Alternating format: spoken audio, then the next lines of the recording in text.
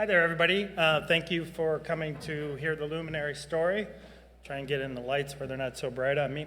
And ARM, thank you for having us. We generally like being at this meeting. I have you on the second day, 11 o'clock, so it's before lunch. I don't think anybody's going to be bobbing heads, so I'm pretty excited. I tend to talk fast, so bear with me. But I'm here to tell you about Luminary Therapeutics. We are a gamma delta allogeneic CAR T company. And you'll see on the bottom, much like he was mentioning, we're using a couple of autologous programs to inform our stuff. So we have 2 phase 1 trials that will be treating patients in the early part of November. And one of those trials is being paid for due to the fact of multiple myeloma CAR T products are not available. So that will inform the rest of our gamma delta work that we do.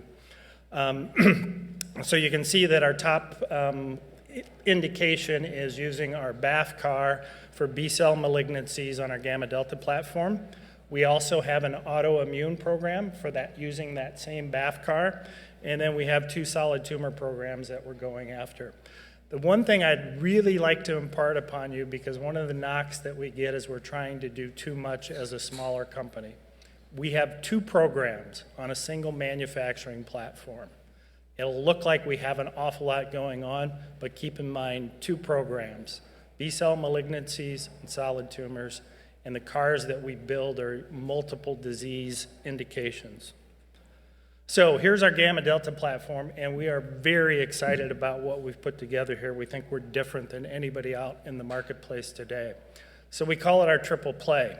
We effectively use both the V delta 1 and V delta 2 subsets in our overall final product.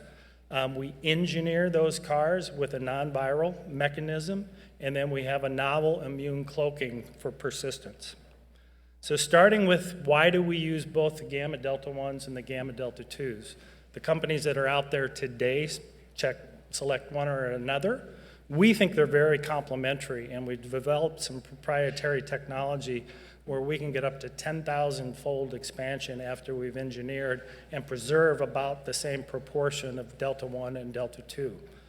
The delta 2 is much like an innate killing, so think of it as an NK cell, very rapid killing, and then the delta 1 is much like, alpha beta T cells that are more adaptive and tissue resident.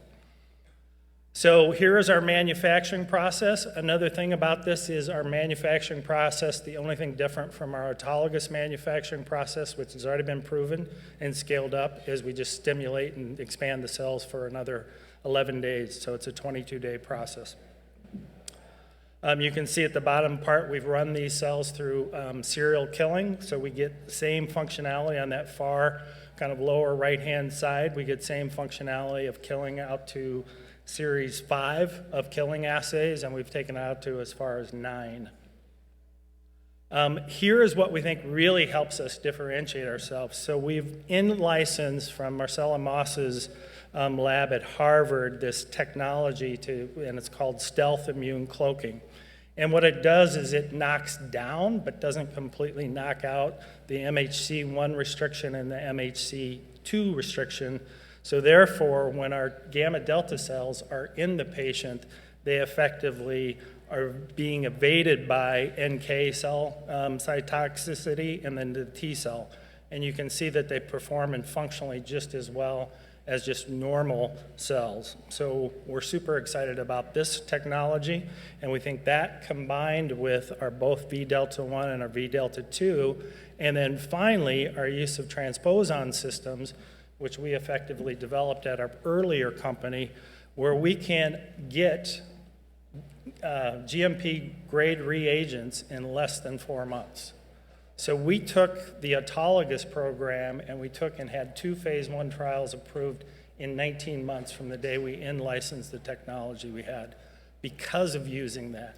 Moreover, it's much more costly. From a standpoint, it reduces our cost by 70 to 80%. It's a safer integration profile than most of the viral vectors. And then finally, we can put in much larger cargo.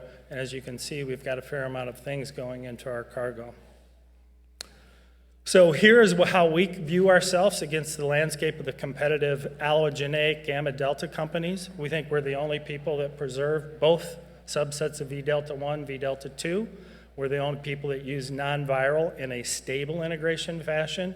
There's a couple companies out there using mRNA and transient.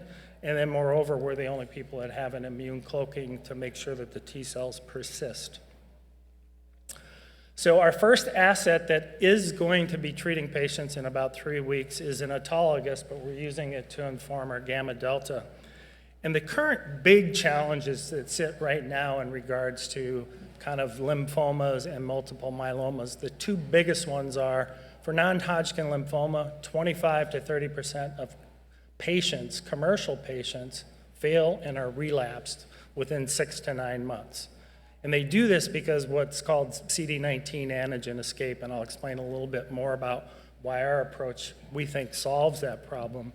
And then currently for multiple myeloma, there's, Moffitt Cancer Center has over 200 patients in queue. So there's patients that just are not getting treated, and we've gone to, several different cancer institutions, and the story is over and over again. And that's why this trial is being paid for on our behalf.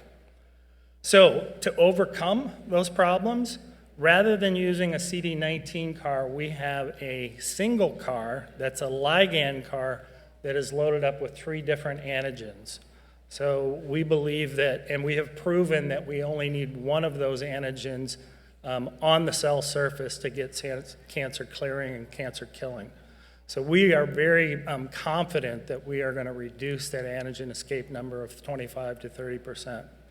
Then the solutions for both non-Hodgkin lymphoma and multiple myeloma is, you just can't get product. There's 2 commercial products on the marketplace today and you can't get it.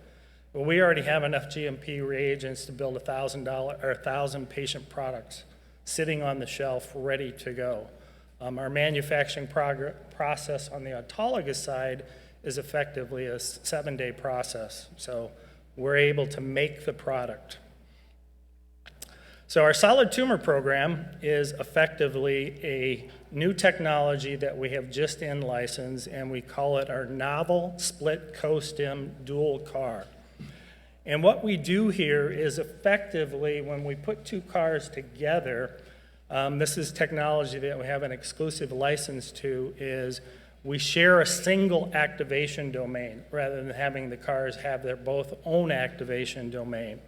And this work was done at the University of North Carolina in Gian Petro's lab, and he has a paper in Nature Cancer showing clearance of about 5 or 6 different solid tumors when you put this kind of technique together. It's called dimerizing the dual CARs, and effectively it just clears solid tumors in a way that hasn't been seen before.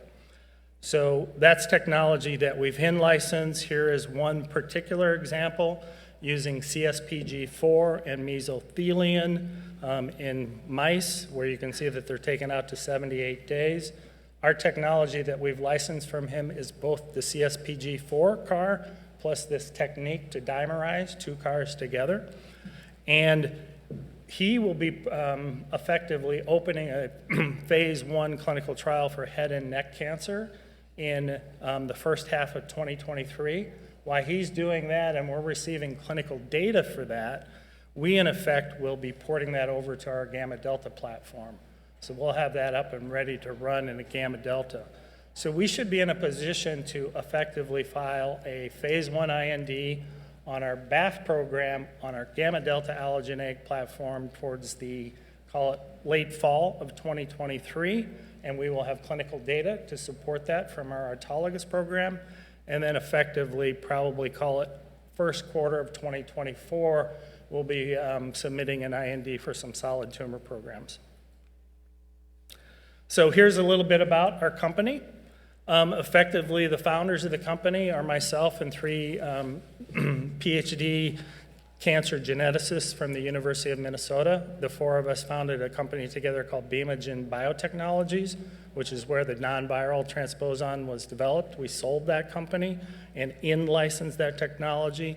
And then below is our combination of our principal investigators, our chief medical officer, and our regulatory team that work for us kind of in a fractional mode. So we're out seeking a Series A raise. We're trying to raise $20 million.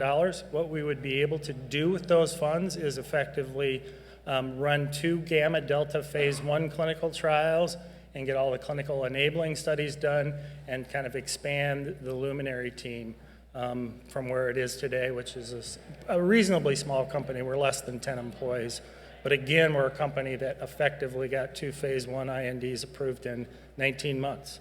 So like I said, I tend to speak fast. I've left plenty of time. I'm happy to take any questions from the audience.